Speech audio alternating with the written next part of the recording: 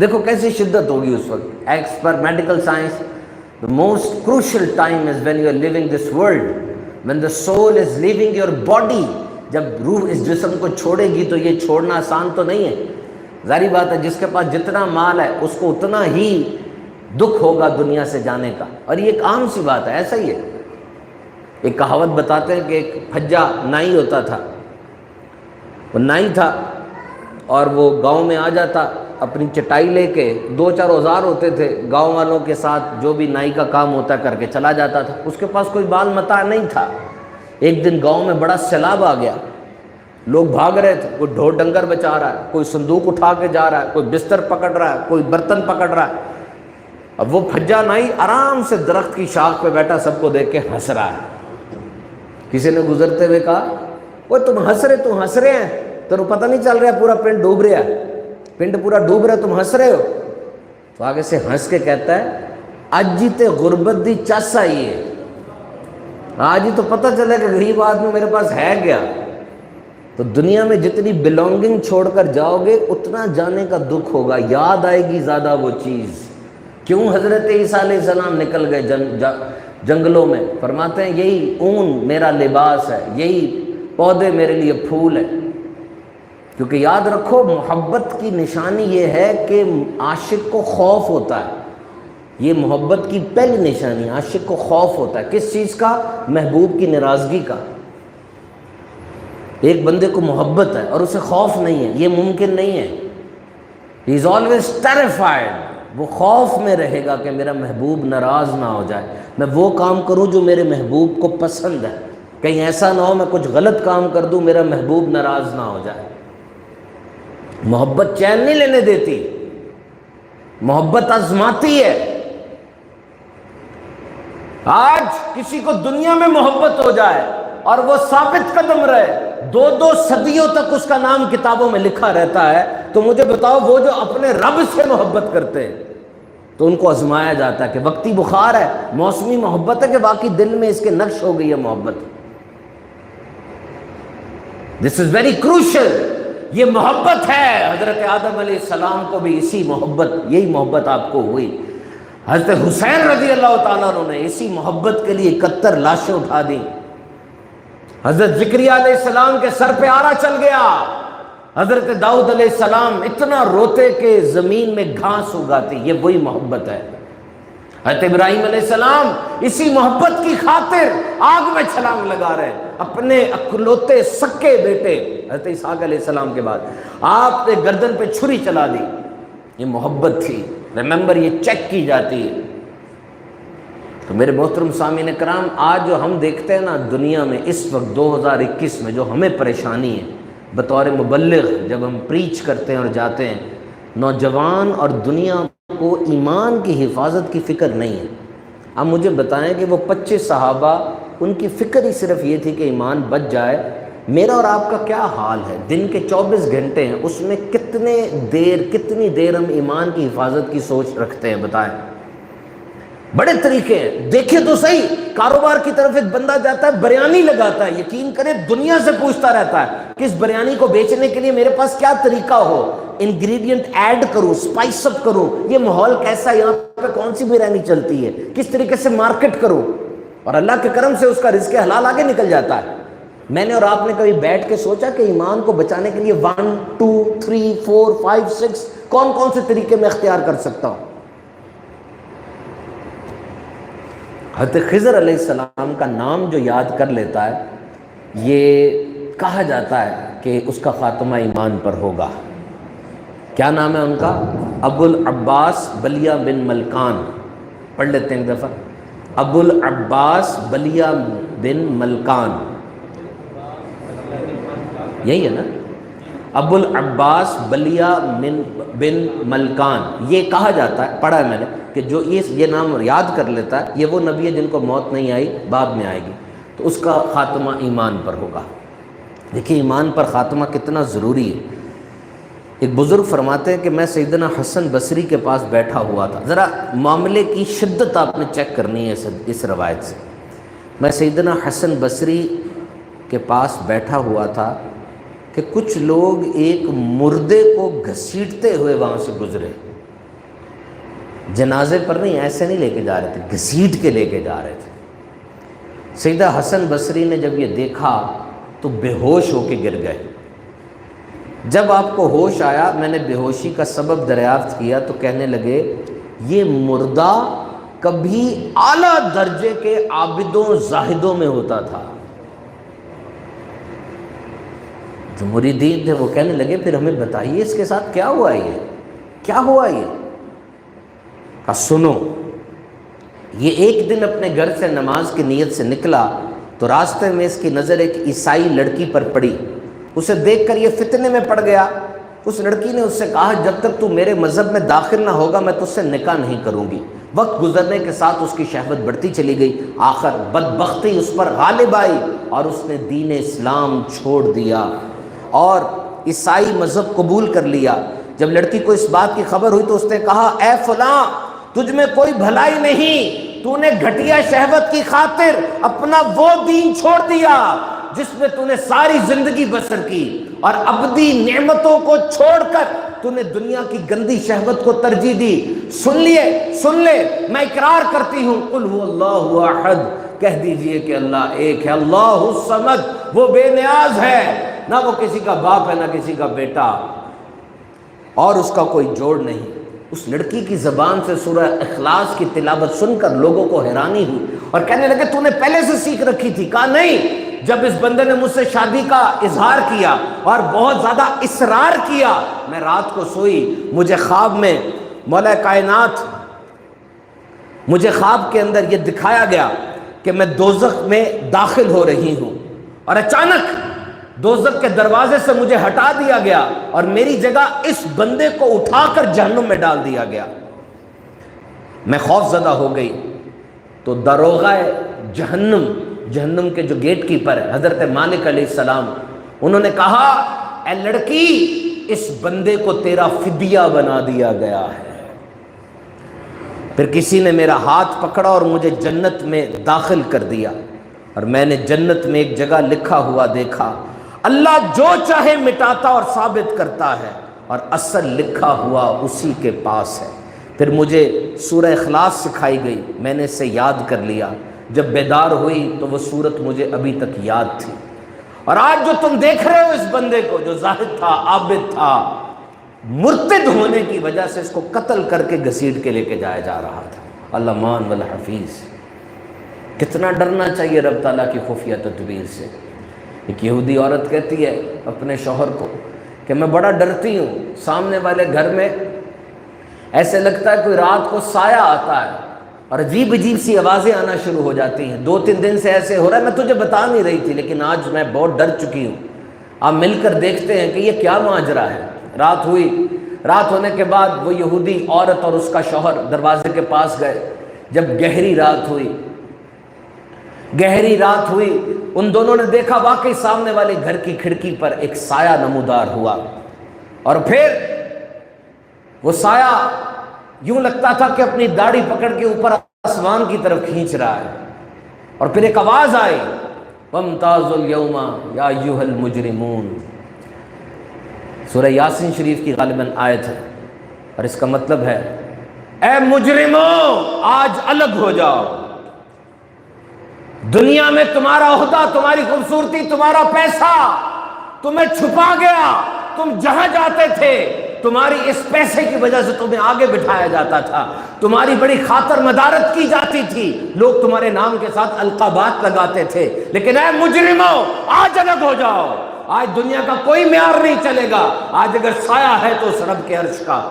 وہ جو کالا اندھیرا تھا وہ اس آیت کی تلاوت کرتا رہا اور پھر پھوٹ پھوٹ کے رونے لگا، ساری رات بے کل اور بے چین۔ وَامْتَازُوا الْيَوْمَ يَا أَيُّهَا الْمُجْرِمُونَ، اے مجرموں آج الگ ہو جاؤ، آج الگ ہو جاؤ۔ یہودی پکار اٹھا کہ اے عورت یاد رکھ یہ کوئی اور نہیں بلکہ مسلمانوں کے پیشوا امام اعظم ابو حنیفہ ہیں، جن کی ساری رات اس طرح گزر جایا کرتی تھی۔ اللہ والوں کے دل میں یہ ڈر کس چیز کا ہے؟ کیوں ڈرتے ہیں؟ ان میں سے تو کسی نے کبھی نہیں کہا کہ میرے پاس عبادت کے بڑے ڈھیر ہے اور آج میں اپنی عبادت لے کر آیا ہوں، تو جب بھی آ رہے ہیں اپنے اوپر ایک گناہگاروں کی گدڑی اوڑھ کر آ رہے ہیں۔ توبہ دو قسم کی ہوتی ہے، ایک جب انسان برائی چھوڑ کے نیکی کی طرف آتا ہے، توبہ کی پہلی قسم جنرل کہ you are quitting the bad deeds and you are entering in the hall of pity۔ زانی تھا، شرابی تھا، جھوٹا تھا، بہت اس کے اندر انا تھی، مغرور تھا، پیسے پہ اکڑتا تھا، چھوڑ دیا اس نے، توبہ کر لی، اور توبہ کر کے اب وہ نیکی کی راہ میں آ گیا۔ توبہ کرنے کے بڑے مقام ہیں، جب بھی ارادہ بنے توبہ کر لیں، فوراً توبہ کر لیں۔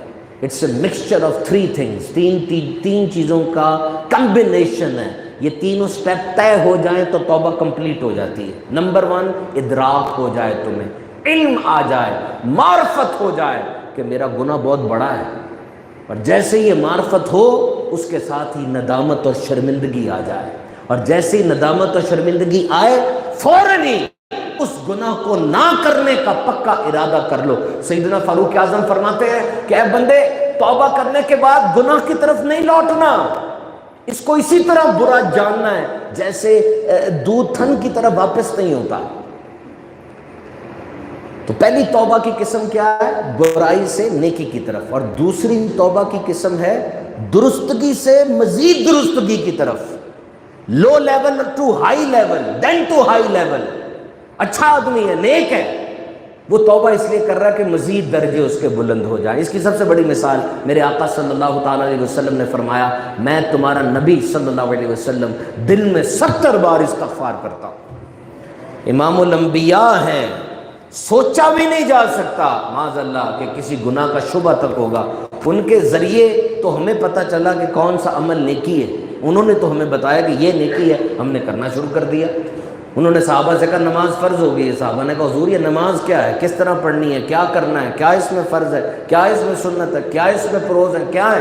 میرے آقا نے فرمایا تمہیں کبھی تکلیف دی ہے؟ تمہیں کبھی تکلیف دی ہے؟ جو میں کر رہا ہوں تم کرتے چلے جاؤ، تمہاری نماز ہو جائے گی۔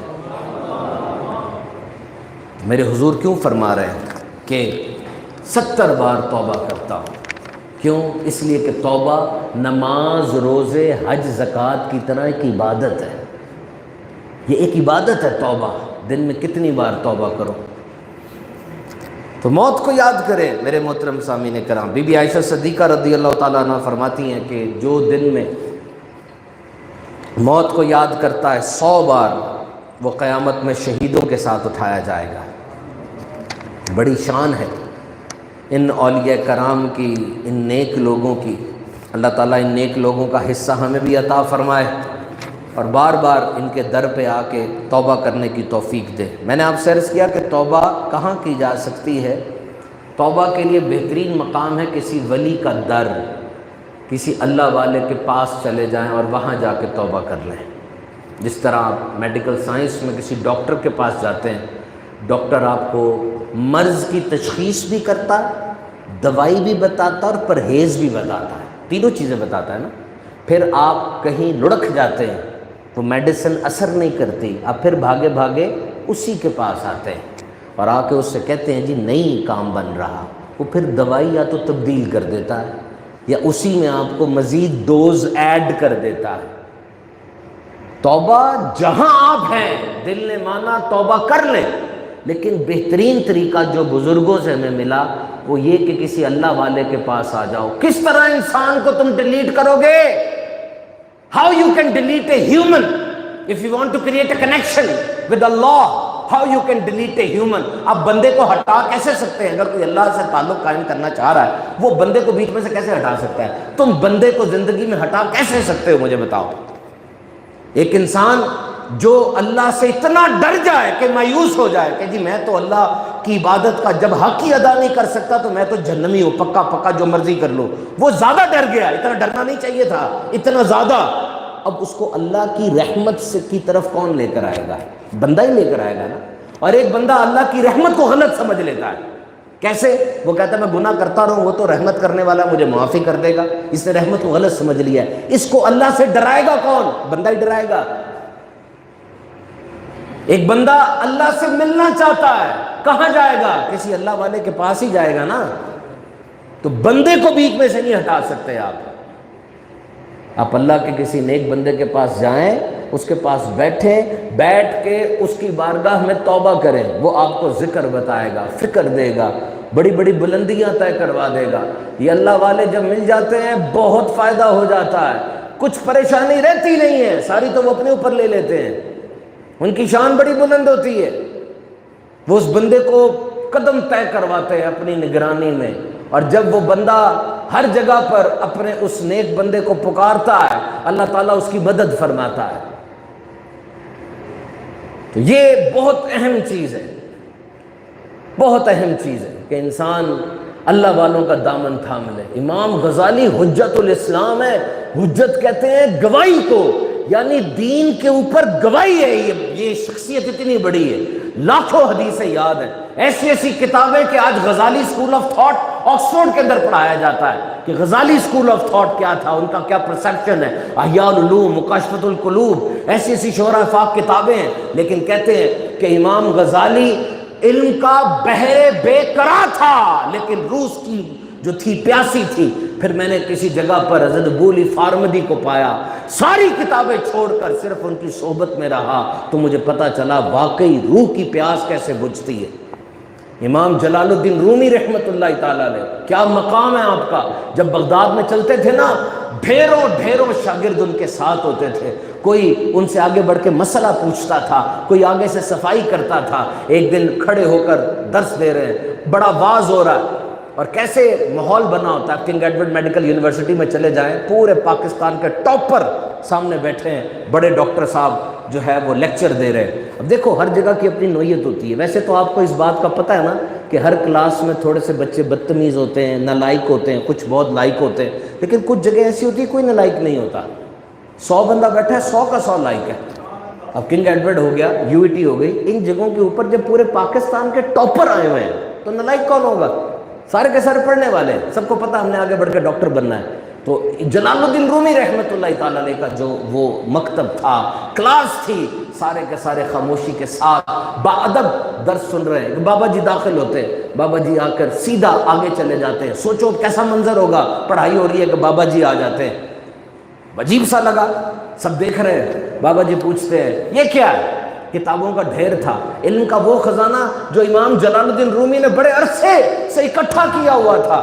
کتنا لگاؤ ہوتا ہے ایک کتاب سے، کوئی ہاتھ بھی لگا دے تو ڈر جاتے ہیں، کئی کتابیں تو اتنی پرانی ہو جاتی ہیں کہ ان کے صفحے بھی گرنا شروع ہو جاتے ہیں، زیادہ احتیاط کرتا ہے اکٹھی کرنے والا۔